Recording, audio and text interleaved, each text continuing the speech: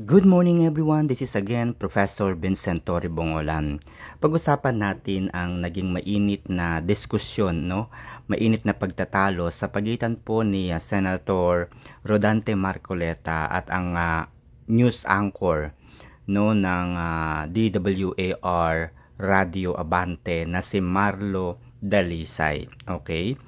Ang asawa po kasi ni Senator Marcoleta ay isang independent director sa Stronghold Insurance. Okay?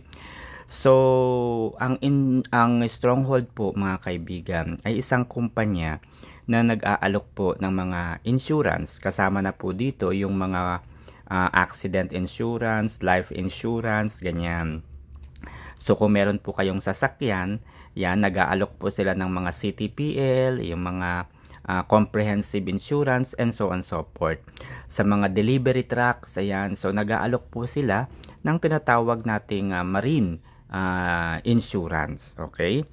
So, para protektahan yung mga cargo, yung mga produkto na dinideliver ng mga iba't ibang mga trucking business. Okay, yun po ang nature ng negosyo ng Stronghold. Okay? So, sa kanilang pag-uusap on air, ay sinabi nitong si Marlo Dalisay na baka maaaring dumistansya itong si Senator Rodante Marcoleta because of conflict of interest. Okay? So, ito po ipapaliwanag ko. Para sa kaalaman po nitong si Marlo Dalisay. May mga kumpanya po talaga na nag-aalok, no? Na magkaroon ng share yung kanilang mga empleyado, yung mga matataas na opisyal. Kung merong kakayahan namang magbayad o mag-share o bumili ng share of stocks sa isang kumpanya. Ito po ay hindi alam ng mga kagaya po ni Marlo Dalisay. Bakit? Kasi yung Radio Abante naman po, no, yung Radio Abante, yung kumpanya po niya na pinagtatrabahuan, hindi naman po nag-o-offer ng shares o ng stocks. Ibig sabihin, hindi po kasama sa mga publicly listed companies sa PSA, no? Stock Exchange, PSE. Hindi po kasama sa mga publicly listed company ang Radio Abante. Mahinang klase pa lamang po ang kumpanyang ito. Kaya, hindi sila nag-aalok ng mga ganito na opportunity. Para extra income na rin, passive income kung tawagin. Pero kung ang kumpanya po ay talaga namang malalaki, halimbawa Google, YouTube, Accenture Philippines, at iba pang malalaking company, San Miguel, diba? Jollibee, PLDT, yan, malalaking company po ito. And they are publicly listed company. Wherein, pwede tayong bumili. Kahit po mga private individual, pwedeng bumili ng stocks. Okay? Pwedeng bumili ng stocks. And the same po, doon sa Stronghold. Okay? Pwede po silang bumili ng shares nila o magkaroon ng shares nila. Ranas ko po yan, alam ko po yan, naiintindihan ko po itong ganitong oportunidad sa mga top executives ng isang kumpanya. Kasi ako po, ay hindi po basta-basta yung naging mga napagtrabahuan kong company. Biggest company. Na kung saan ay merong opportunity na pwede kaming mag-shares.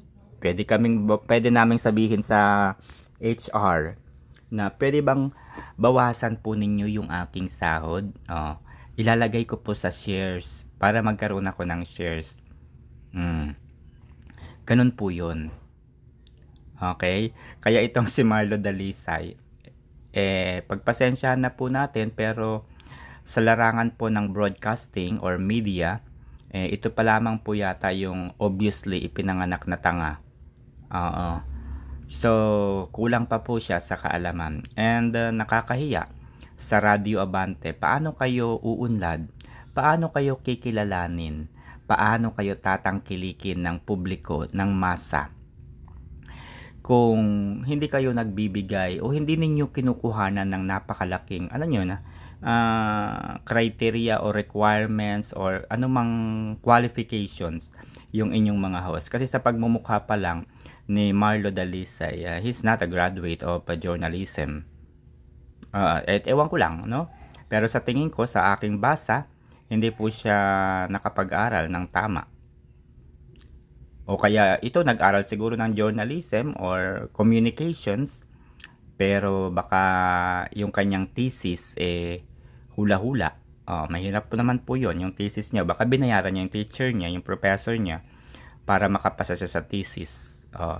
So bilang isang data scientist, bilang isang statistician, kung ako po yung susuri dito kay Marlo Dalisay, baka hindi ito makapasa sa kanyang research.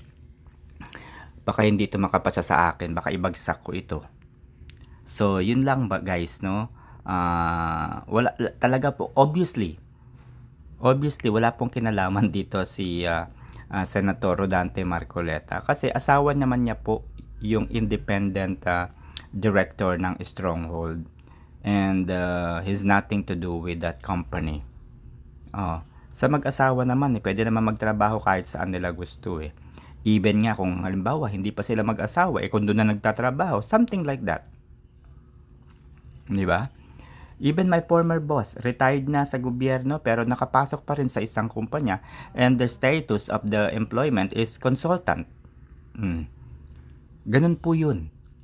Pag-aralan din po niya siguro yung labor code, no? Iyan po yung isasuggest natin. Pag-aralan po niya yung labor code. Ako po, galing ako sa Department of Labor and Employment, National Labor Relations Commission.